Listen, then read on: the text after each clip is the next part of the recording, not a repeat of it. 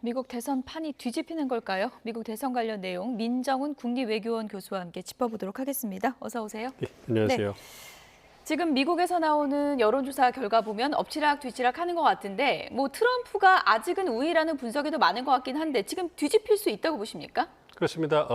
이제 제대로 된 대선판이 다시 열렸다 이렇게 생각을 하고 있고요. 말씀해 주신 것처럼 여전히 트럼프 전 대통령이 앞서는 2% 정도, 1, 2% 앞서는 여론조사가 더 많기는 해요. 그렇지만 해리스 부통령이 이기는 여론조사 결과가 한두 개씩 나오고 있기 때문에 그런 걸 본다면 지금은 민주당 지지층이 결집하는 과정에 있는 거고요. 민주당 지지층이 한 80% 정도 결집했다는 여론조사 결과가 나오니까 90% 이상까지 올라가야 돼요. 그러니까 트럼프 전 대통령은 이미 90% 이상을 공화당 지지층이 결집하고 있다고 보고 있기 때문에 좀 시간이 좀 필요한 거죠. 그렇다면 다음 달 8월 중순, 8월 19일에 열리는 전당대회쯤 되면 민주당 지지층이 해리스 부통령이 지속적으로 그 선거운동을 잘해준다면 그런 전제를 가지고 전당대회 때까지 지지층이 결집해 준다면 그렇다면 8월 중순 그리고 9월 넘어가면서 엎치락 뒤치락 하는 모습을 볼 수 있을 거다 생각하고 있습니다. 후보 확정되는 순간 또 한 번의 컨벤션 효과가 있겠죠? 그렇습니다. 그러니까 지난달 말부터 공화당 전당대회까지는 트럼프 대세론, 트럼프의 시간이었다면 이제 바이든 대통령이 후보 사퇴를 선언하고 민주당 전당대회까지는 해리스의 시간이기 때문에 이제는 해리스 후보에 대해서 긍정적인 이야기, 민주당 지지층, 후원자, 리더들 모두가 이제 해리스 리더십 밑에 모이면서 해리스를 막 추대하는 이런 움직임을 보일 거예요. 그렇기 때문에 트럼프 전 대통령은 계속 공세의 수위를 높일 것이고 그럼에도 불구하고 전반적으로 미국 언론에 어떤 해리스 후보를 다루는 그런 톤 자체가 긍정적일 거기 때문에 아무래도 해리스 후보한테는 플러스가 되는 그런 시간이 될 거다 생각하고 있습니다. 해리스 부통령에 대한 호감도 조사도 보니까 수직 상승했더라고요. 일주일 만에 그렇게 많이 오르기가 좀 쉽지 않다는 분석들도 있는데 어떤 게 작용했다고 보세요? 두 가지 정도가 아닐까 추측을 하고 있어요. 첫 번째는 말씀드린 것처럼 민주당 지지율이 결집하고 있기 때문에 이 부분에서 아무래도 이제 지지율이 상승하면서 호감도 부분에서도 긍정적인 점수를 주는 게 아닌가 이렇게 생각을 하고 있고요. 두 번째는 트럼프 전 대통령과 인구 통계학적인 부분에서 대비가 되고 있잖아요. 그러니까 비백인 여성의 그다음에 법조인 출신의 59세. 반면에 트럼프 전 대통령은 이제 백인 남성의 78살에 이제 형사 사건으로 기소된 피고인 이러한 분위기가 대조가 되기 때문에 아무래도 두 후보를 놓고 봤을 때 과거에 바이든과 트럼프를 놓고 봤을 때는 그냥 도끼 객기 이 정도의 느낌이었다면 이제는 확실히 대비되는 부분이 있으니까 그런 부분에서 해리스 후보에게 보다 긍정적인 평가가 가는 거고 그에 대비되면서 트럼프 전 대통령에 대한 화면에 나온 것처럼 호감도가 하락하는 이런 모습이 보인 게 아닌가 생각하고 있습니다. 나와 미셸 오바마는 해리스를 지지한다. 오바마 전 대통령의 지지가 마지막 퍼즐을 완성했다라는 분석이 나오고 있는데요. 민주당 지지층 내에서는 오바마 전 대통령의 지지 표명이 굉장히 큰 효과를 거둘 수 있는 건가요? 아무래도 이번에 주목을 많이 받았기 때문이 아닌가 생각을 하고 있어요. 그러니까 바이든 대통령의 사퇴에 낸시 펠로시 전 하원의장과 더불어서 버락 오바마 대통령의 설득이 굉장히 유효했다. 이런 언론 보도가 나오고 있었잖아요. 그렇기 때문에 바이든 대통령이 굉장히 실망감, 배신감을 느꼈다. 이런 언론 보도까지 나왔기 때문에 아무래도 이번 바이든 후보가 사퇴하고 해리스 부통령이 대선 후보로 이제 등극하는 과정에 있어서 오바마 전 대통령의 역할이 굉장히 크다. 이렇게 부각됐기 때문에 아무래도 이제 오바마 전 대통령으로서 굉장히 신중한 입장이겠죠. 아무래도 바이든 대통령을 낭만시키는데 절정적 역할을 했는데 바로 후보를 해리스 후보 지지를 하면 바이든 대통령이 얼마나 더 아프겠습니까? 그래서 뜸을 들인 겁니까? 네, 그것도 있고요. 아무래도 그다음에 바로 자신의 역할이 크다고 생각하는 상황에서 해리스 후보를 지지하면 그 당시에 민주당 내에서 미니 경선을 치르는 게 필요한 것이 아니냐 이런 목소리도 있었어요. 그렇기 때문에 그런 목소리를 존중해서 다양한 목소리를 낳은 이후에 어느 정도 의견이 수렴되는 걸 보고 마지막으로 이제 선언을 해준 게 아닌가 생각하고요. 저도 그 화면을 봤는데 해리스 후보가 정말 활짝 웃더라고요. 그러면서 굉장히 지지선을 반긴 걸 보면 그만큼 이번 과정에서 오바마 전 대통령 영향력은 상당했다 이렇게 말씀드릴 수 있겠습니다. 앞서도 짚어주신 것처럼 지금 구도가 보수 백인 남성 대 진보 유색인종 여성의 대결이 이제 됐잖아요. 미국의 유권자 구성을 분포를 봤을 때 이 구도가 누구한테 좀 유리할 것 것 같으세요?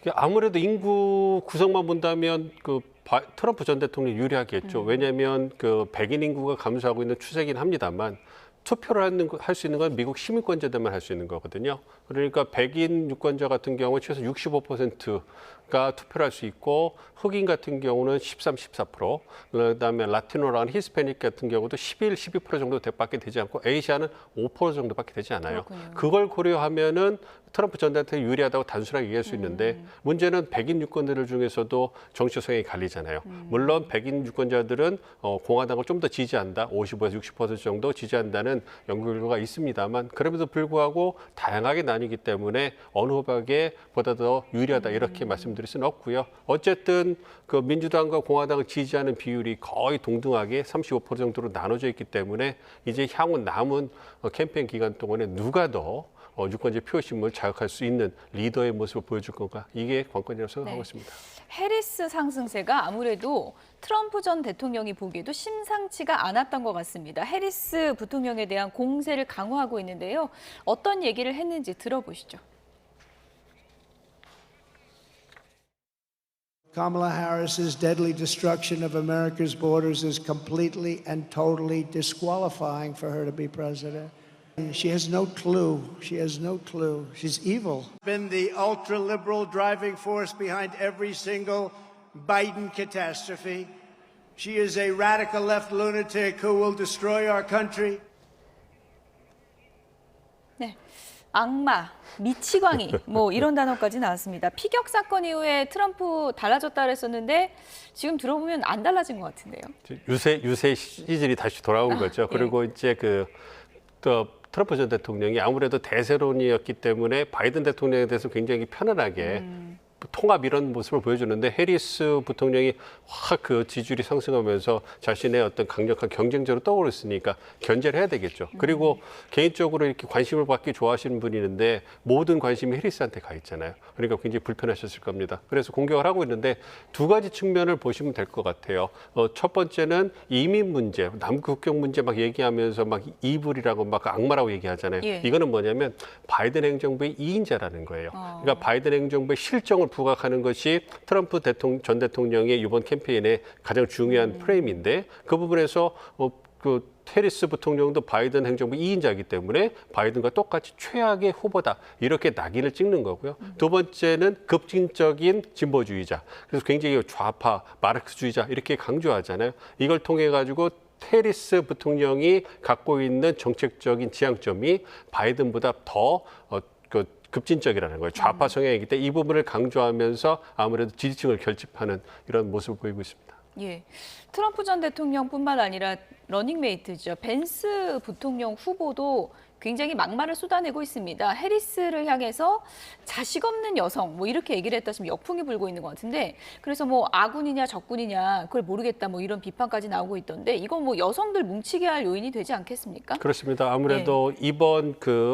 대선의 주요 이슈가 경제와 더불어서 남북 국경 문제 이 부분인데 이와 더불어서 이제 낙태권이라든지 여성의 생식권이라고 해가지고 자신의 몸을 통제할 권리 이 부분도 굉장히 주목을 받고 있고 이 부분 2020년 중간선거부터 많이 부각된 그런 이슈입니다. 그래서 그런 부분에서 여성 유권자들이 많은 관심을 갖고 있는데 이 JD 벤스 부통령 후보가 이번에 실언을 한 게 아니고요. 2021년이라고 그러더라고요. 몇 년 전에 폭스 뉴스에 출연해가지고 아이 없는 고양이 여성들 그러니까 뭐 차일드리스 캣 레이디스 해가지고 이분들은 자녀가 없기 때문에 국가의 미래라든지 어떤 이런 부분에 직접 이해관계가 없다 이런 심한 발언을 하셨는데 이게 다시 이제 재조명을 받는 거죠. 그래서 이제 JD 벤스를 선택한 것은 젊고 참신하고 뭔가 경합적으로 공략하기 위한 트럼프 전 대통령의 히든 카드였는데 이 정치적으로 미흡한 정치 신인을 뽑아가지고 캠페인에 부정적인 영향을 미치는 거 아니냐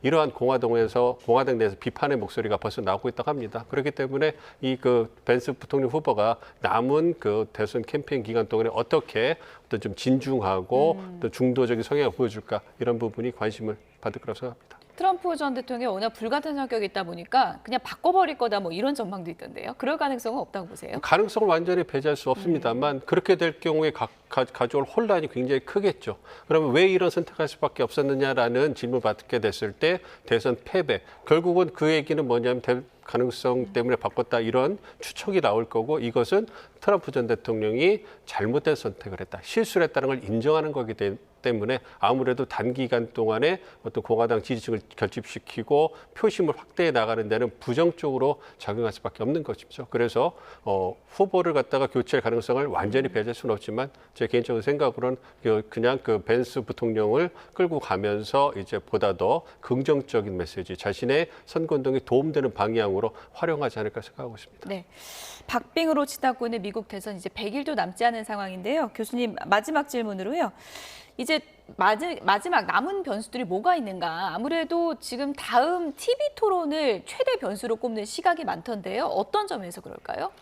TV 9월에 TV 토론 있잖아요. 예. 이거는 해리스에게 굉장히 중요한 검증의 시간이 될 겁니다. 그러니까 해리스 부통령이 바이든 대통령의 사퇴 그리고 바이든 대통령의 지지를 통해 가지고 민주당 대선 후보가 됐지만 자신의 정치적 역량을 검증하는 그런 무대가 하나도 없었어요. 그러니까 민주당 전당대회가 다음 달에 개최되지만 그것은 경쟁하지 않는 오롯이 대관식 같은 분위기이기 때문에 어떤 긍정적인 메시지만 나오고 공격을 받지 않을 겁니다. 예. 그렇기 때문에 미국이 차기 지도자로서 강인한 모습을 보여줄 수 있느냐 그리고 미국의 미래 비전을 얼마나 설득력 있게 유권자들에게 트럼프 전 대통령 앞에서 보여줄 수 있느냐.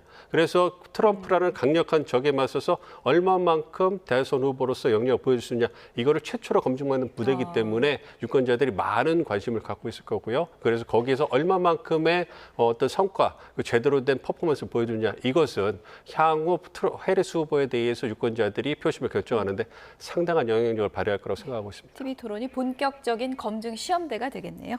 지금까지 민정훈 국립외교원 교수와 얘기 나눠봤습니다. 고맙습니다.